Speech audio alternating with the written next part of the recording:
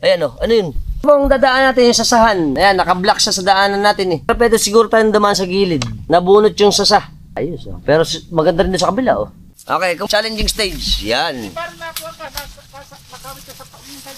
Yan. Sa mismong puno yan eh. Oo.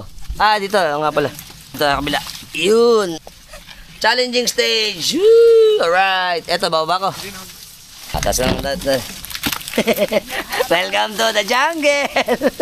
Ayan. Pero dito na yung part na, kasi nga naka-block. Buhol kasi yung sasan eh. Oo. Yan. Kaya-kaya. Tindi pala ni Eloisa. Flexible. Right. Hiya, para Joben. Ayan.